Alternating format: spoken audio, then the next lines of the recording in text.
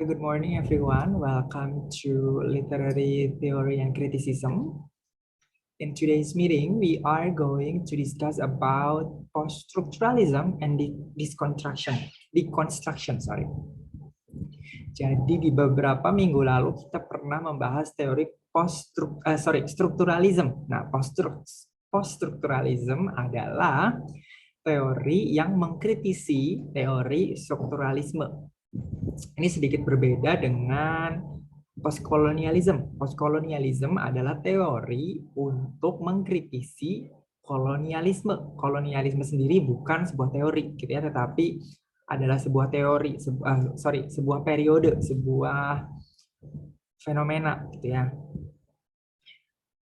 Jadi postkolonialisme untuk mengkritisi periode kolonialisme dan mengkaji atau menguak sisa-sisa peninggalan dampak efek dari kolonialisme atau penjajahan gitu ya. Nah, sedangkan poststrukturalisme adalah teori yang mengkritisi teori strukturalisme karena strukturalisme sendiri adalah sebuah teori gitu ya.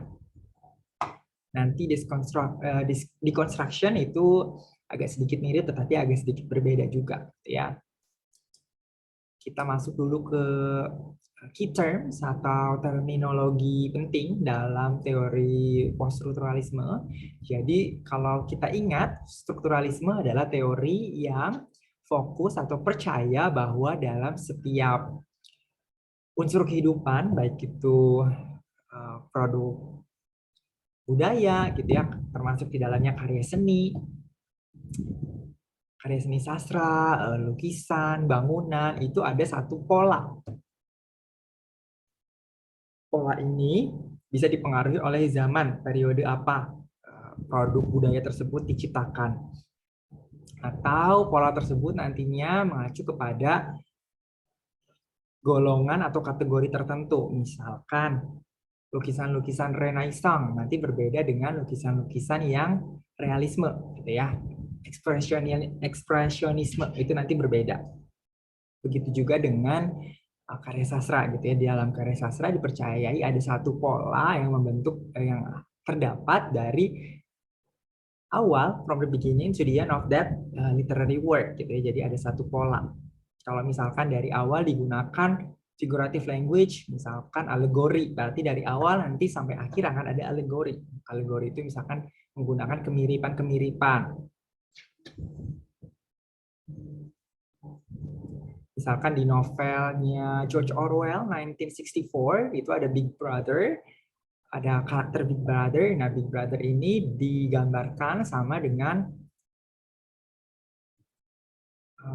Stalin ya kalau nggak salah. Lalu juga di novel Children Literature yang tentang Jewish, saya lupa judulnya.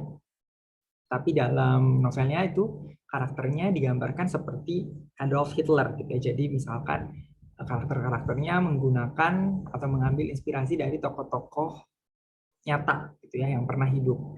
Jadi dari awal sampai akhir akan ada pola alegori dalam karya sastra tersebut. Itu yang dipercaya oleh strukturalisme.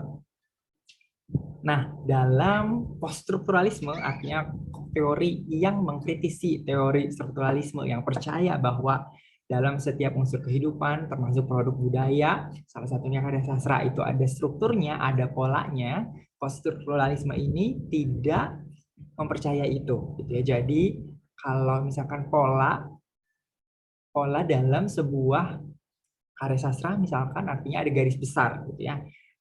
Nanti kalau kita percaya kepada teori strukturalisme, ketika melakukan pembacaan terhadap karya sastra tersebut, kita hanya akan fokus kepada pola tersebut.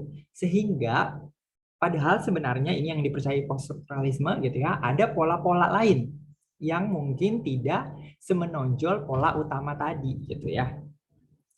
Nah, karena strukturalisme ini fokus kepada pola utama sehingga pola-pola kecil yang lain yang tidak menjadi fokus utama itu tersingkirkan gitu ya, terpinggirkan. Nah, inilah yang menjadi fokus dari poststrukturalisme, mengkaji pola-pola lain yang di luar pola besar tersebut sehingga di dalam pemahamannya itu biasanya menggunakan binary opposition atau oposisi biner atau posisi lawan. Kalau misalkan dalam kemarin feminisme ada laki-laki, itu ada perempuan. Kalau dalam marxisme ada orang kaya, ada orang miskin. Ada orang pemilik modal, ada pekerja.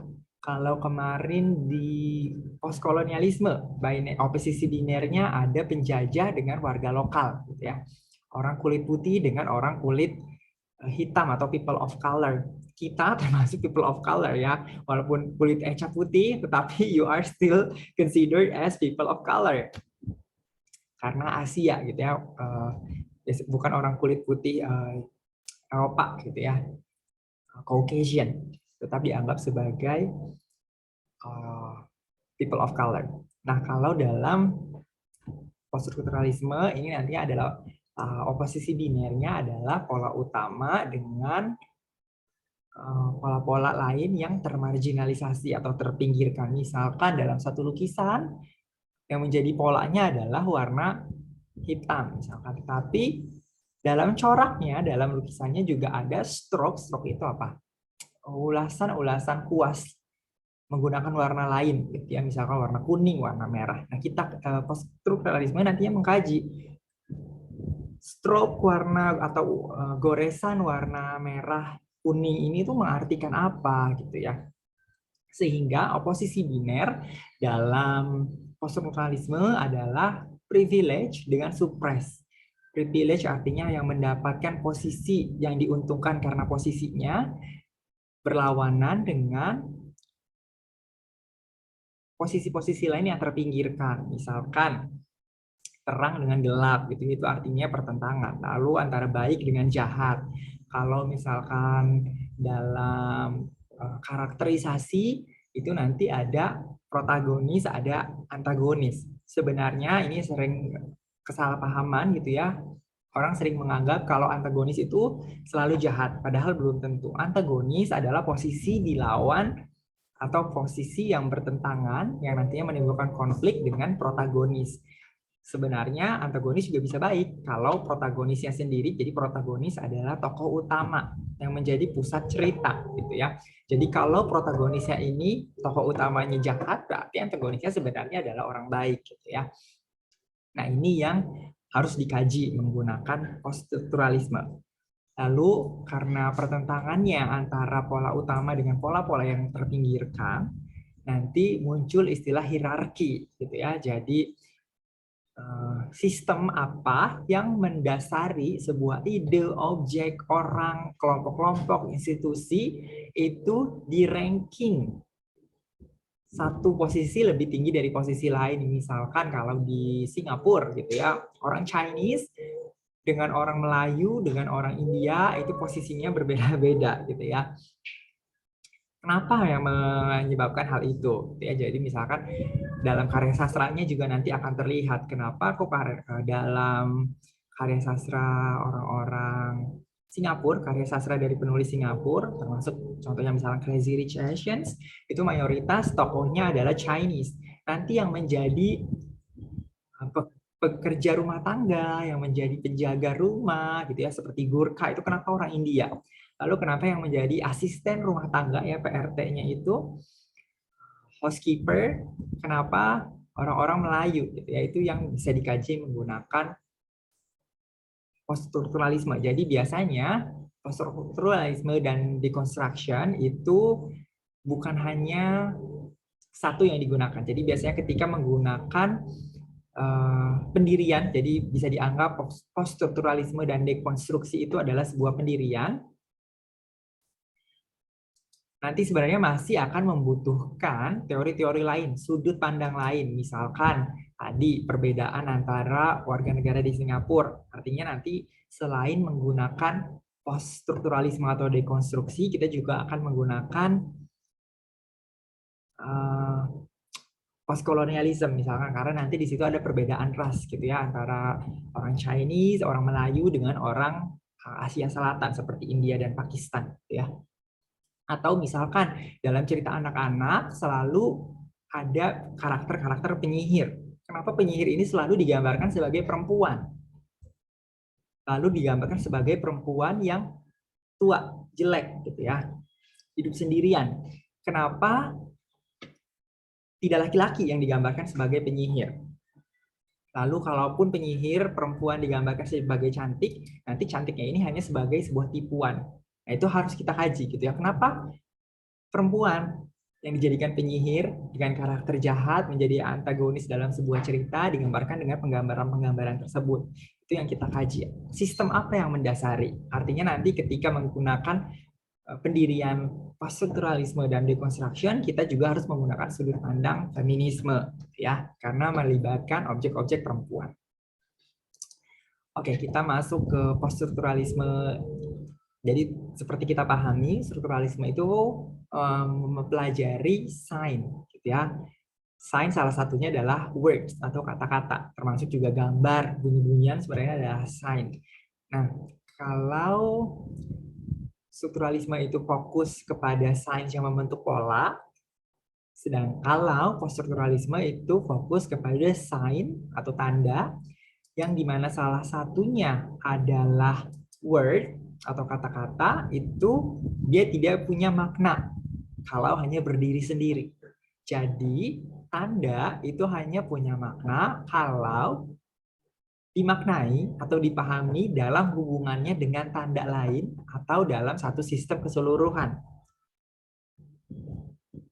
Jadi poststrukturalisme ini mengkritisi gitu ya, atau memutarbalikan pendirian dari strukturalisme dan formalisme. Formalisme ini adalah teori yang latar belakangi timbulnya New Criticism dalam kritik sastra di Amerika. Jadi formalisme ini biasanya identik dengan Russian formalism.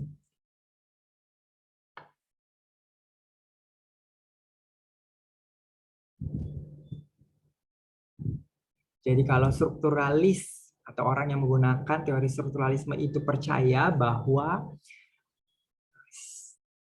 pengetahuan secara sistematis itu mungkin terjadi gitu ya, bisa dimungkinkan.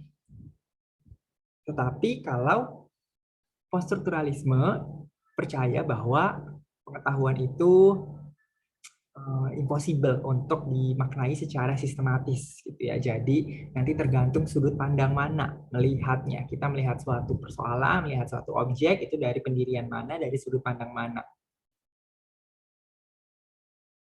Jadi kalau formalisme itu kan meneliti unsur intrinsik dari sebuah karya sastra.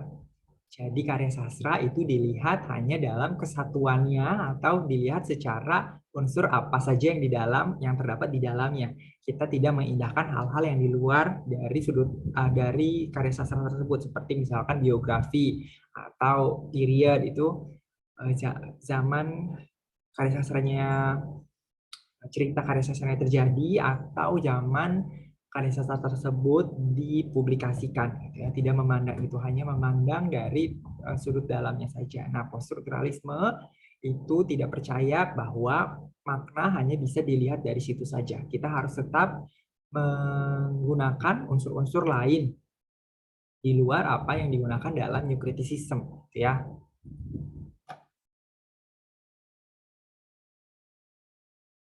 Jadi dalam sebuah teks, kalau sains itu kan nanti ada signified dan signifier. Jadi tanda itu terbagi dari dua, penanda dan yang ditandai. Nah, itu yang dipahami oleh strukturalisme. Kalau post-strukturalisme nanti memahami bahwa sebuah tanda, sebuah penanda juga bisa menjadi yang ditandai. Jadi posisinya itu bisa berubah-ubah, bisa bertukar-tukar. Contohnya misalkan sign berupa kata kursi gitu ya. Kursi dalam bentuk kata-kata terdiri dari KURSI. Lalu ketika kita membaca atau mendengar kata tersebut, susunan huruf-huruf tersebut dalam benak kita langsung tergambar sebuah benda terbuat dari kayu, kakinya ada 4, gitu ya.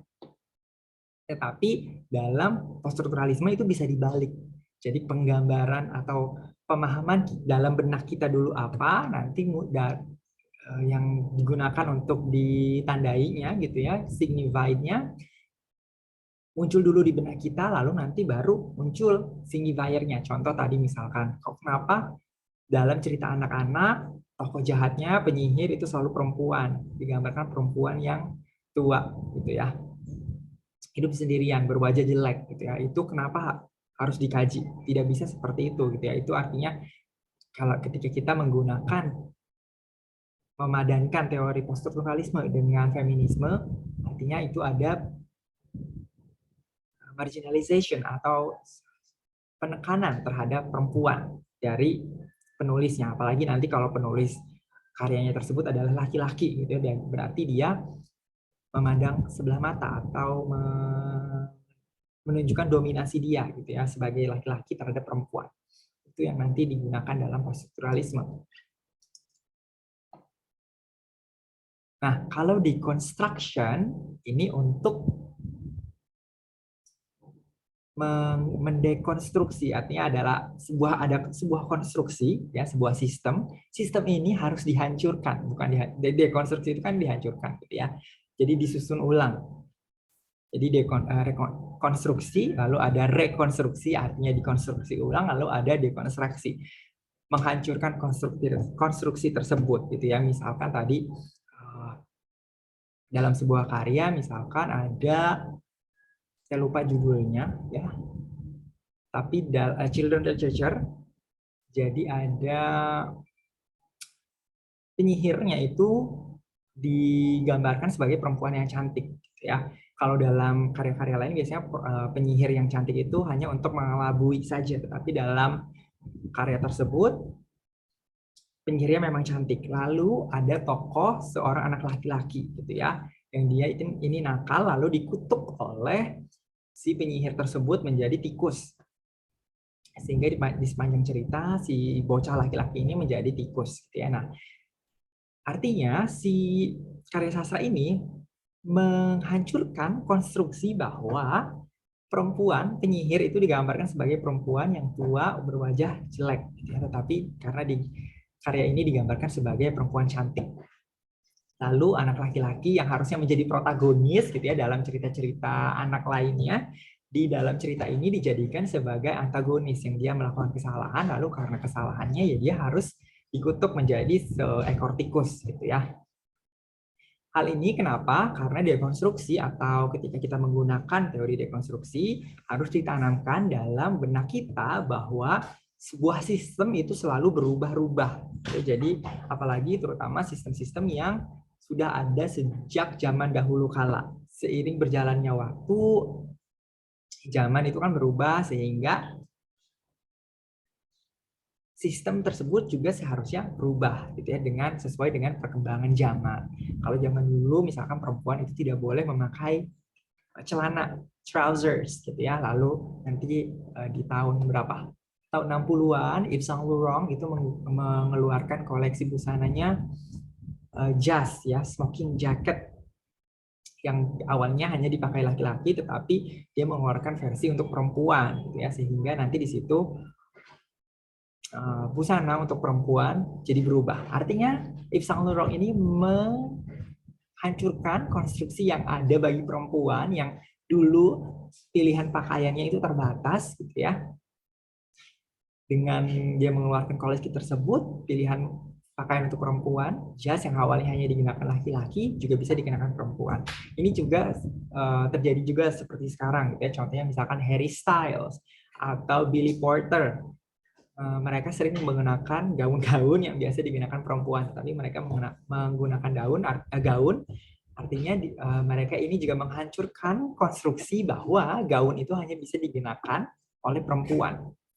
Tapi dengan mereka yang laki-laki gitu ya, apalagi Harry Styles yang punya pacar perempuan, mantan pacarnya Taylor Swift gitu ya, dia yang laki-laki menggunakan pakaian-pakaian seperti gaun dan rok yang biasanya digunakan perempuan, dia sebagai laki-laki juga menggunakan. Artinya dia menghancurkan konstruksi limitasi atau pembatasan busana gitu ya.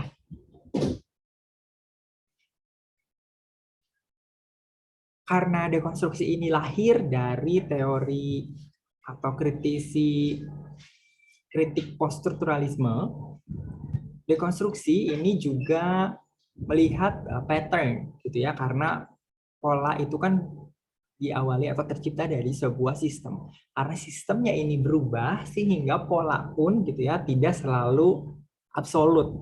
nantinya dari masa ke masa pola ini juga akan berubah.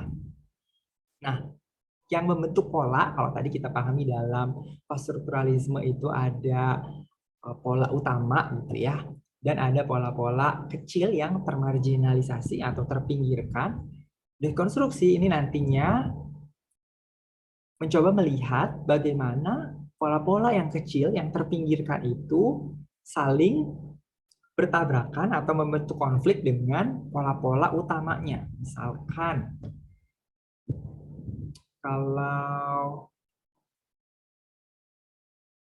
misalkan perempuan pada zaman Victorian gitu ya harus menikah dengan laki-laki kaya, karena walaupun dia berasal dari keluarga yang kaya, ketika ayahnya meninggal nanti dia tidak bisa mewarisi kekayaan ayahnya gitu, karena dia perempuan, karena inheritance itu hanya bisa diturunkan kepada laki-laki. Inheritance termasuk title atau aset ya, seperti properti, mansion dan lain-lain, itu hanya bisa diturunkan kepada laki-laki.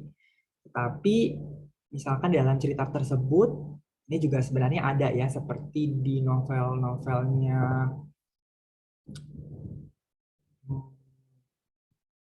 Bronte Sister juga sebenarnya memang dalam karakter utamanya, misalkan The Bennet Sister di Pride and Prejudice itu mereka harus mencari suami yang kaya, tetapi ada karakter-karakter perempuan lain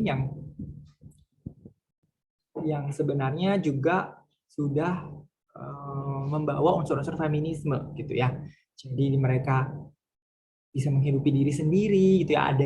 Ada karakter yang kabur dari suaminya dengan membawa anaknya gitu ya, karena suaminya pemabuk kalau tidak salah dan korupsi, sehingga dia tidak mau anaknya ini terpengaruh oleh perilaku bapaknya, sehingga dia kabur, dia membawa anaknya. Sebenarnya tapi yang menjadi tokoh utama kan Bennet Sister gitu ya, di mana mereka tidak bisa mewarisi harta dari ayahnya, sehingga mereka berlima orang itu harus mencari suami yang kaya agar mereka bisa hidup dengan nyaman, dengan layak, dan membantu saudara-saudaranya yang lain gitu ya.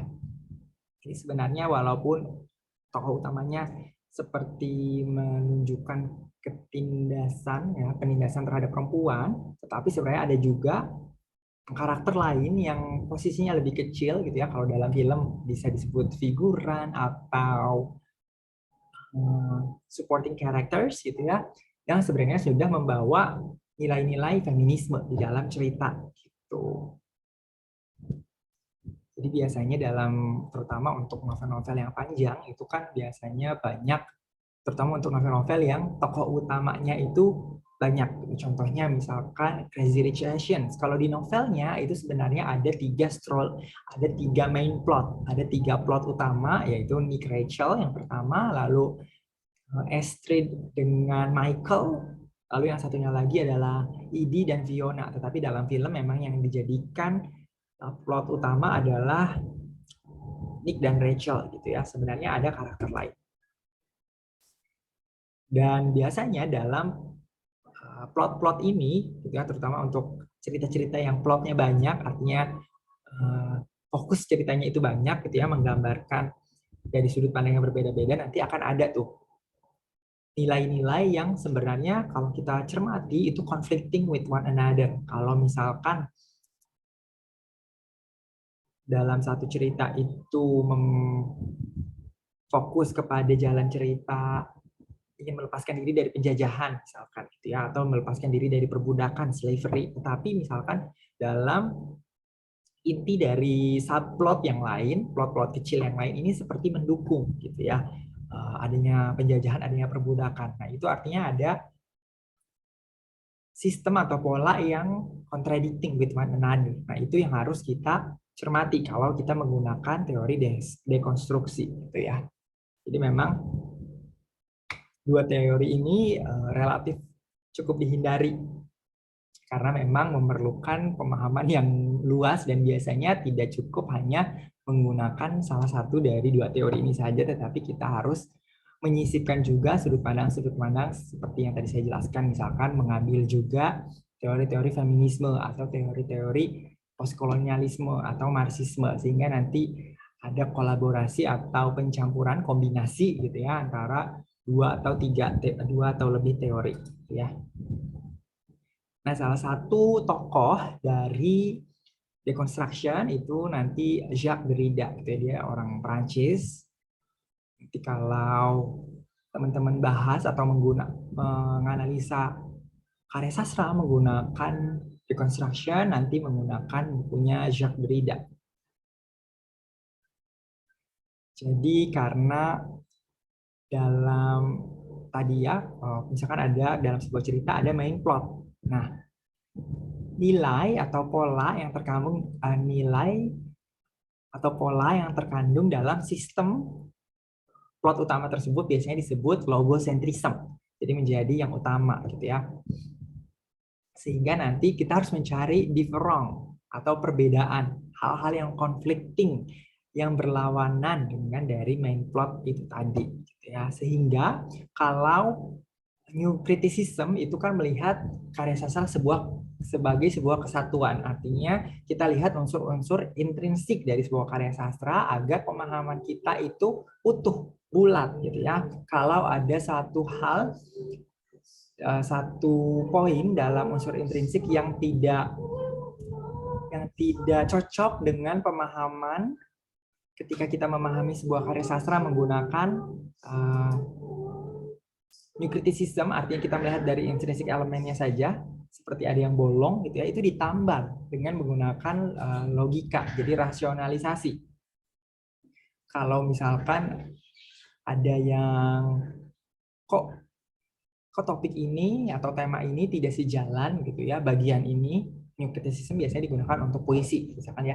Misalkan dalam puisi kok kata dalam baris ini tidak cocok atau tidak sejalan maknanya dengan kata-kata lain dalam baris-baris yang lain, dalam bait-bait atau stanza yang lain. Nah, nanti digunakan rasionalisasi gitu ya. Oh, mungkin nanti pilihan kata ini bisa memiliki banyak arti. Salah satunya ini. Nanti diambil pengertian dari kata tersebut, diambil yang sesuai atau bisa sejalan dengan makna dari bait atau stanza yang lain. Sehingga nanti pemahamannya itu bulat atau utuh. Nah, kalau dalam dekonstruksi justru kita menghindari itu. Kenapa satu penyair gitu ya penulis puisi ini menggunakan kata ini yang contradicting dengan kata-kata di bait atau stanza yang lain. Itu yang justru kita teliti gitu. Jadi artinya kita memposisikan diri tidak dalam tengah, tidak di tengah atau di center, tetapi kita decentering, melihat dari sisi atau poin-poin yang terpinggirkan itu tadi. Sampai sini ada pertanyaan atau tidak? Cukup sulit dipahami sepertinya ya. Ada pertanyaan atau tidak?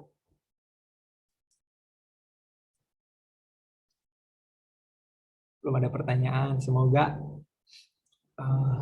mumet memang. Semoga kalian mumet. Kalau mumet berarti artinya akan mengerti di kemudian hari. Artinya ada 1, 2 yang nyantol. Saya lanjutkan kalau begitu. Nah, kalau deconstruction gitu ya, mengkritisi, gitu, mempertanyakan kenapa, bagaimana gitu ya, bagaimana dan kenapa terang itu lebih penting daripada gelap.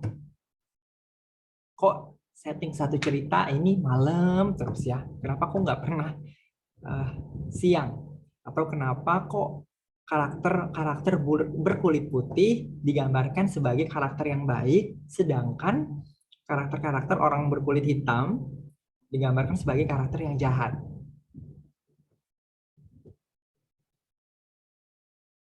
Jadi kita harus melihat kritis terhadap hal-hal yang kecil memang ya.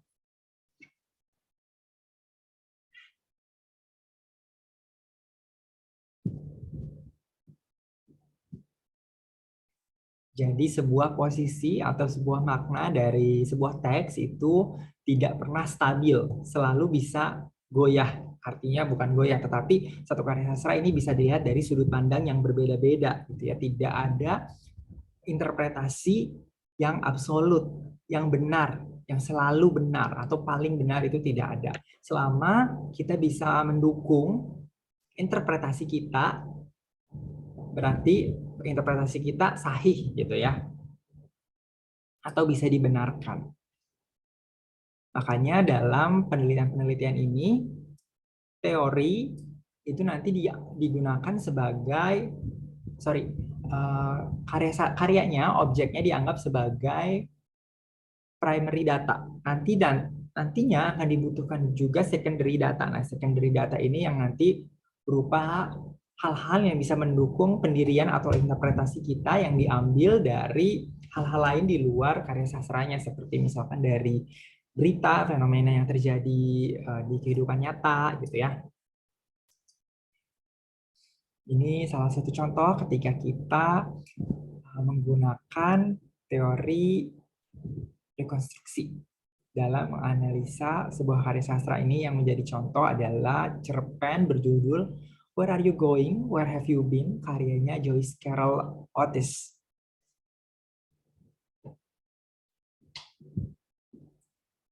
Ini adalah beberapa tipe pertanyaan yang biasanya digunakan atau digunakan dalam